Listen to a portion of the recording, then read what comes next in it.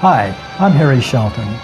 In 2019, I set out to produce a TV pilot, a sample for a proposed television series. This is my story, a guide for the indie filmmaker. I woke up from a dream one morning in 2019. A TV show had just played in my head, a show that had not yet been created. I envisioned a comedy based on GIs who were the first enlistees of the Space Force, the new military branch which had just been launched by the Trump administration. I quickly wrote down the basic characters and plot. The first idea was a satirical adult storyline which featured various interesting relationships between crew members on board a spacecraft with a lesbian African-American commander and various other races, genders, and persuasions. A cross-section of types based on GIs I remembered from my time in the Army and the many military-themed sitcoms I had watched since the first television show I ever saw in 1956. On Saturday morning, we would awaken early to watch the test pattern that would precede Howdy Doody, a puppet show hosted by Buffalo Bob with his sidekick, Clarabelle the Clown. Immediately, I knew that television was to be my destiny. By a fortuitous quirk of fate, I wound up doing exactly what I hoped to do all of my young life, thanks to the U.S. Army. Who knew that the Army had television stations? They had 429 of them, all over the world. I was able to train as a television equipment repairman at Fort Monmouth, New Jersey. In 1973, I graduated from the U.S. Army Signal School. My duty assignment was as an engineer in the American Forces TV station in Okinawa, Japan. By the way, video engineers are the technical people who set up and operate control room equipment. The station, FEN, was on VHF Channel 8. We ran old movies and sitcoms from the 50s and 60s. We had football games from the previous week that were flown in on 16mm film kinescopes. Most AFRTS stations only had black and white equipment, but we were one of two American Forces stations that had color film and color videotape. We did news broadcasts 3 times daily. I soon became a technical director. That is the person who pushes buttons to select camera shots or film clips to insert into a live or recorded broadcast. Our group also ran the projectors that put endless old movies and failed TV series that were not renewed by the networks. Not exactly the big time, but I was on my way. A decade after World War II, film and television producers, many of them veterans, began to return to stories of GIs in war and peace. White Christmas, released by Paramount Pictures in 1954, featured Bing Crosby and Danny Kaye as 2 song and dance men entertaining the troops in 1945. After returning to civilian life, the two then staged a television Broadway show to help their former commanding general promote his struggling ski lodge. This may not have been the first picture to fantasize about military life, but it was enough to convince television executives that war stories and the workaday lives of soldiers and sailors could be played for comedy. In 1955, comedian Phil Silvers took the role of peacetime Master Sergeant Ernest Bilko in You'll Never Get Rich. The first name of the senior NCO was ironic in that he was constantly creating money-making schemes that ultimately failed, using his enlisted troops to help carry out the plots underneath the noses of unsuspecting officers. That same year, Andy Griffith created the character Will Stockdale in No Time for Sergeants on the U.S. Steel Hour.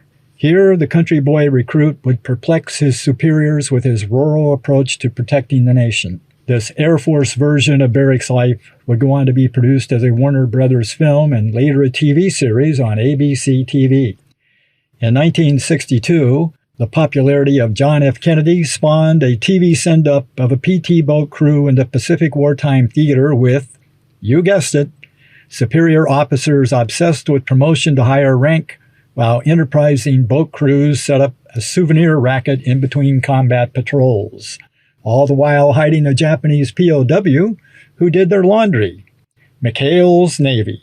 As early television discovered a new format that appealed to ex-GIs from both World War II and Korea, The theme of scheming enlisted men and clueless officers was transplanted to the Old West in F Troop in 1965. Military comedies were now a mainstay of network primetime schedules. Andy Griffith, who created the original Will Stockdale role from the Broadway and film versions of No Time for Sergeants, was now a huge hit as a small-town sheriff in rural Mayberry, North Carolina. His gas pump jockey, Gomer Pyle, volunteered his simplistic country boy sensibilities to the unforgiving disciplinarians of the U.S. Marine Corps, Gomer Pyle, USMC. And who ever would have thought that a Nazi prison camp could be so funny? CBS did. Hogan's heroes turned captured allies into covert resistance fighters who, wait for it, thwarted the German war machine by launching secret missions to blow up railroad trains, while dim-witted guards and officers tried to keep their cushy camp status quo unnoticed by higher command. In 1970, MASH, a novel about 3 Army doctors in a Korean War field hospital, was adapted to a hit 20th Century Fox movie and later a hit CBS TV comedy series. In a twist, anti-authoritarian draftee doctors take on the regular Army bumblers who like the war for their own nefarious and licentious purposes.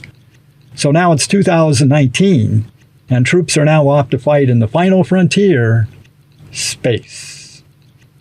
Here on Earth, rockets with astronauts are launching monthly. There's talk of bases on the Moon and Mars. What would that show look like? I began to sketch out some ideas. A spacecraft, a satellite tender, but there's more to that than meets the eye.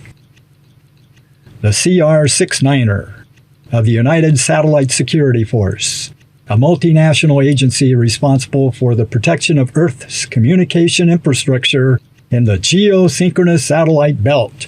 The crew, Commander Maggie Moss, African-American, stacked, savvy, all-seeing, all-knowing, career officer.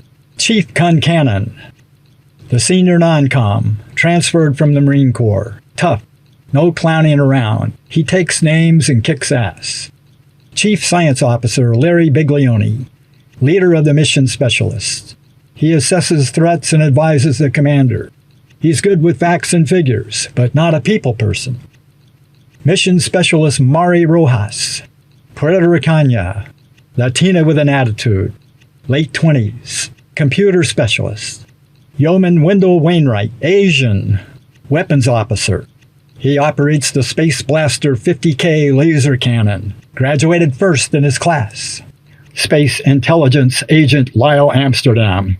He talks in agency doublespeak and seems to be spying on the crew constantly. Had a 2.2 GPA in college. Helmsman Mate 7 Louis Conway, pilot of the CR-69er. The ship is controlled by a joystick. He's saving his pay to open a nightclub when his tour is done. Petty Officer 4 Andy Garrett, good-natured young man on his first tour. He is the co-pilot and EVA specialist. In civilian life, he was a race car driver. Dr. Agarwala, an MD from Bengaluru, India. She transmates aboard to assess the mental and physical readiness of the CR-69er personnel. And Chico del Espacio, an extraterrestrial who stows away on the CR-69er after a collision with a crippled Soviet satellite, now to make a TV pilot.